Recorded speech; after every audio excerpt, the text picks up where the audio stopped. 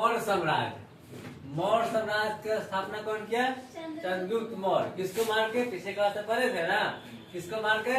नंद वंश के, नंद वंश के घनानंद को मारकर चंद्रगुप्त मौर्य स्टार्ट किया, स्थापना किया मौर्य वंश के, है ना। उनके सहायता कौन किया? उनके गुरु थे चाणक्य, जिनका अन्य नाम था विष्णुगुप्त कौटिल्य। उन्हीं की मदद से नंद वंश के शासक घनानंद को मार के चंद्रगुप्त मौर्य मौर्य वंश की स्थापना किए, है ना। आगे देखिए साहित्यिक स्रोत कहाँ से पता चलता है मौर्य वंश के बारे में? तो पहला कौटिल्य के पुस्तक है अर्थशास्त्र, इससे पता चलता है। दूसरा मुद्रा राक्षस। मुद्रा राक्षस कौन लिखे हैं? यही क्वेश्चन आएगा। विशाख दत्त, विशाख दत्त की पुस्तक है मुद्रा राक्षस, जो नंद वंश का पतन मौर्य वंश का उत्थान का वर्णन करता है। देखिए अगला पुस्तक इंडिका।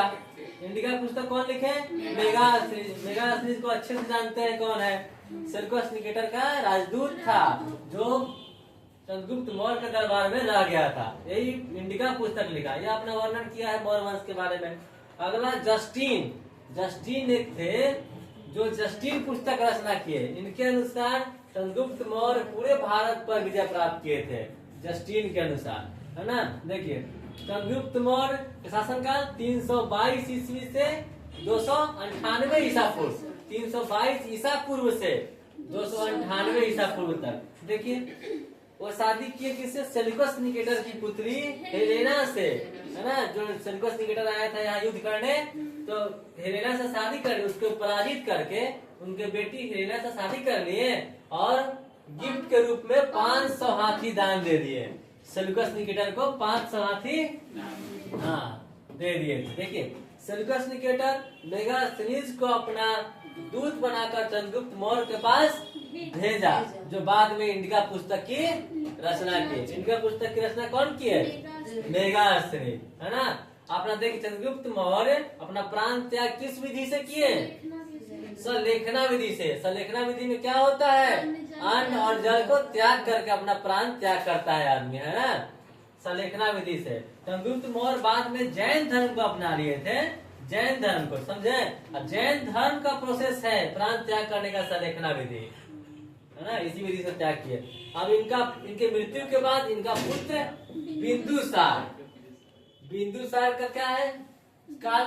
298 ईसा पूर्व से 273 ईसा पूर्व तक चंद्रगुप्त मौर्य का पुत्र बिंदुसार थे, जो यही बाद में मौर्य वंश पर राजा बने, है ना।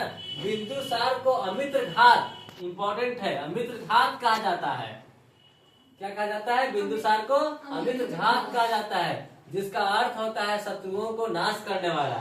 जिसका अर्थ होता है शत्रुओं को नाश करने वाला। देखिए आरंभ में बिंदुसार का प्रधानमंत्री चाणक्य थे, जो चंद्रगुप्त मौर्य को राजा बनाए थे। शुरुआत में बिंदुसार का प्रधानमंत्री चाणक्य ही थे, बाद में उनका प्रधानमंत्री खलाटक बना, है ना। पहले कौन थे? चाणक्य, बाद में खलाटक बना प्रधानमंत्री, है ना। कहा जाता है बिंदुसार अपने जीवन काल में 16 राज्य को जीते थे। बिंदुसार कितना राज्य को जीते थे? है ना।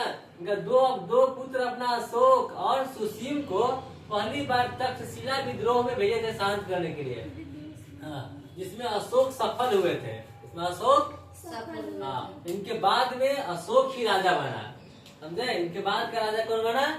अशोक। जब 273 ईसा पूर्व में बिंदुसार की मृत्यु हुआ, उस समय अशोक गद्दी संभाला। अशोक का देखिए अशोक का काल क्या है? 273 ईसा पूर्व से 232 ईसा पूर्व तक, है ना। देखिए गद्दी पर बैठे 273 ईसा पूर्व में, लेकिन इनका राज्याभिषेक 4 वर्ष बाद हुआ। राज्याभिषेक हुआ 269 ईसा पूर्व में। इनका माता का नाम क्या था? सुभद्रांगी, चंपा की थी सुभद्रांगी। चंपा के ब्राह्मण परिवार की पुत्री थी, समझे। इनकी 2 पत्नी का वर्णन है और एक और पत्नी का वर्णन, 3 पत्नी का। एक थी असंघमित्रा एवं कालुवाकी। तीसरी पत्नी थी नागदेवी। तीसरी पत्नी कौन थी? नागदेवी। नागदेवी के 2 पुत्र और एक पुत्री। कौन थे? पुत्र महेंद्र, पुत्री संघमित्रा। अपने पुत्र और पुत्री को श्रीलंका भेजे थे बौद्ध धर्म के प्रचार के लिए, है ना। अशोक के जीवन काल में ही तृतीय बौद्ध संगति हुआ था पाटलिपुत्रा में, है ना। पाटलिपुत्रा में पाटलिपुत्रा में तृतीय बौद्ध संगति हुआ था अशोक के जीवन काल में, है ना। अशोक के शिलालेखों को देखते हुए शिलालेखों के द्वारा उनका नाम दिया गया था देवनाम प्रिय या प्रियदर्शी। क्या नाम था उनका? देवनाम प्रिय या प्रियदर्शी। और देखिए चाणक्य बहुत इंपॉर्टेंट है मौर्य वंश में।